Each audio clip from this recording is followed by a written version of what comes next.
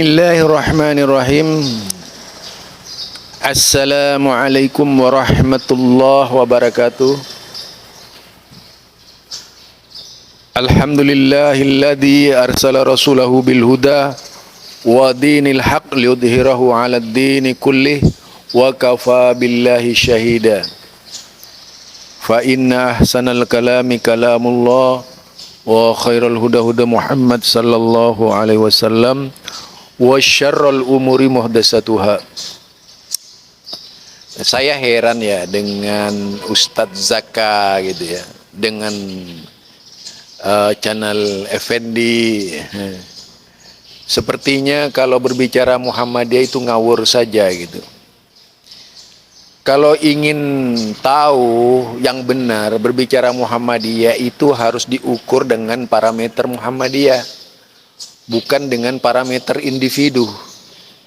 Sekali lagi saya tegaskan, di Muhammadiyah itu kolektif kolegial. Mau ketua umum, mau sekjen, mau siapa saja yang berbicara atas nama Muhammadiyah kemudian bertentangan dengan apa yang telah diputuskan oleh Muhammadiyah, itu bukan Muhammadiyah artinya.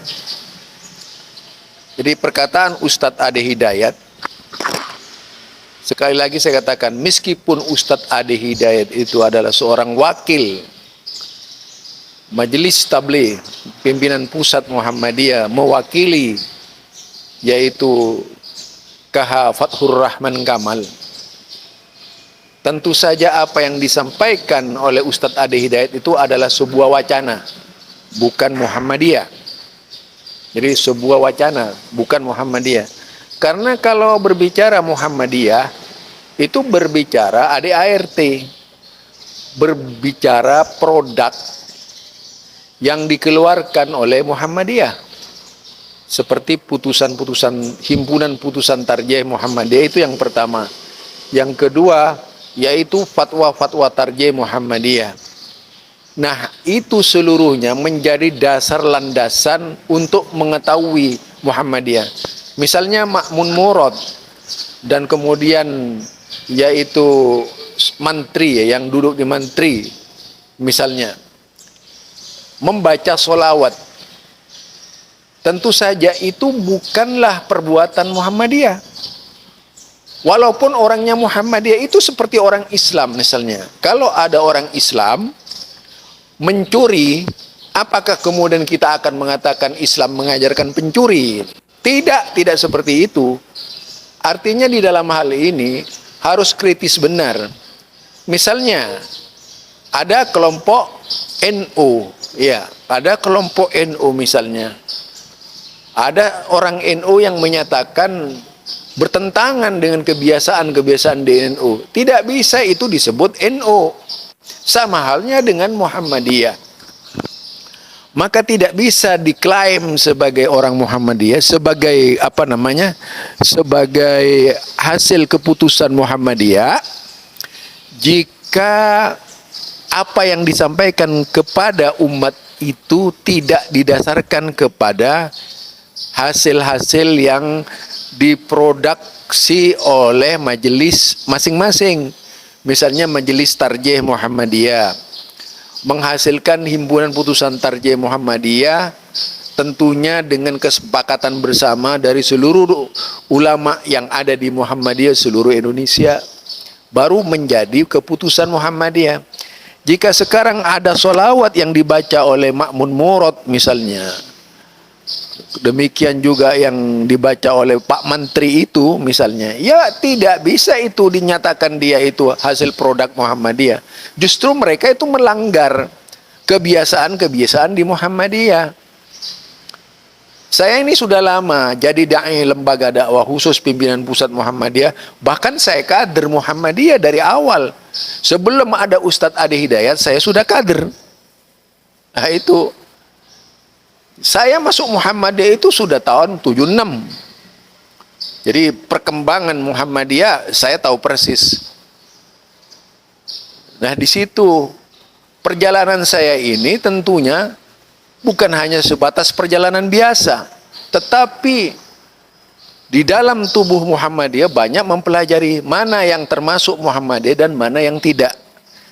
Jadi janganlah kemudian kalau ada orang melaksanakan kegiatan-kegiatan yang sama dengan NU di Muhammadiyah lalu diklaim itu ajaran Muhammadiyah.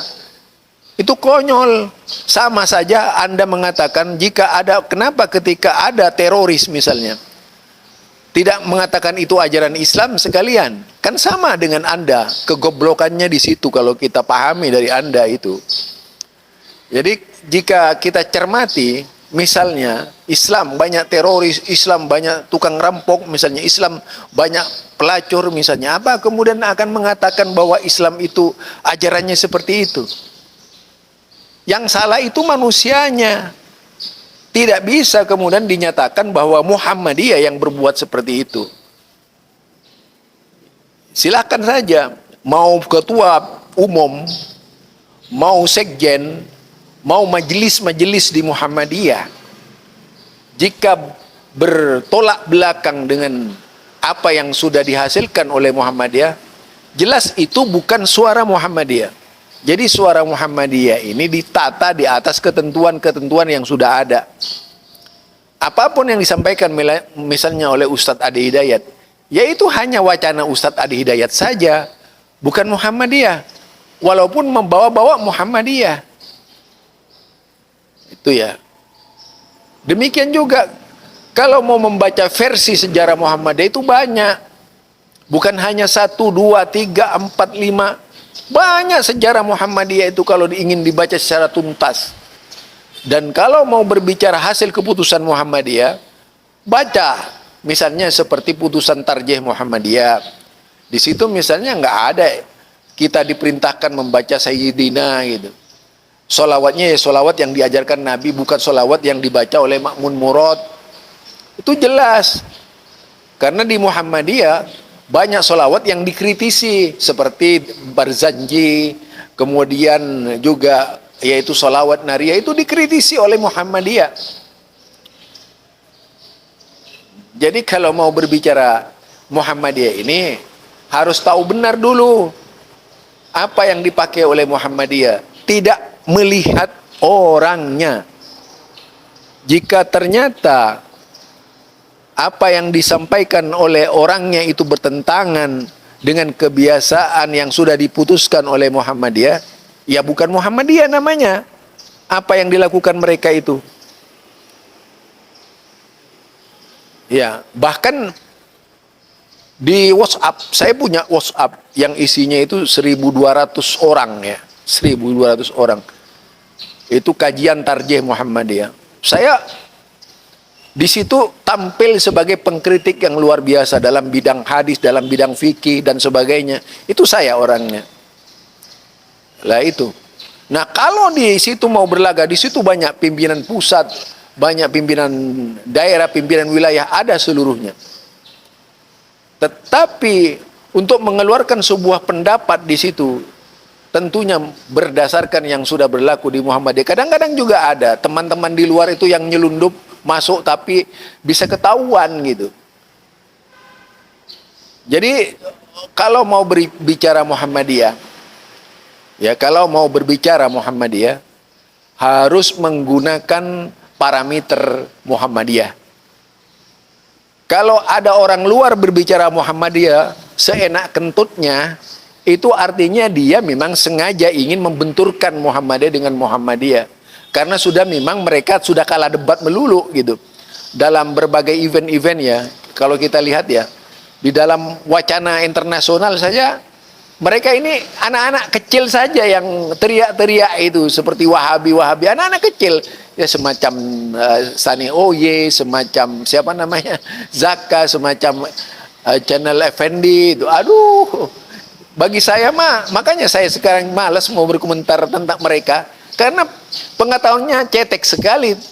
Saya anggap mereka tidak punya apa-apa, tidak punya pengetahuan agama kok. Mereka itu biasa seperti orang kebanyakan, orang Arab kebanyakan. Tahu Arab tapi tak tahu Islam gitu. Ya. Itu saja barangkali dari saya, Zulkarnain El-Maduri. Kalau mau marah, marahlah kalian. Assalamualaikum warahmatullahi wabarakatuh.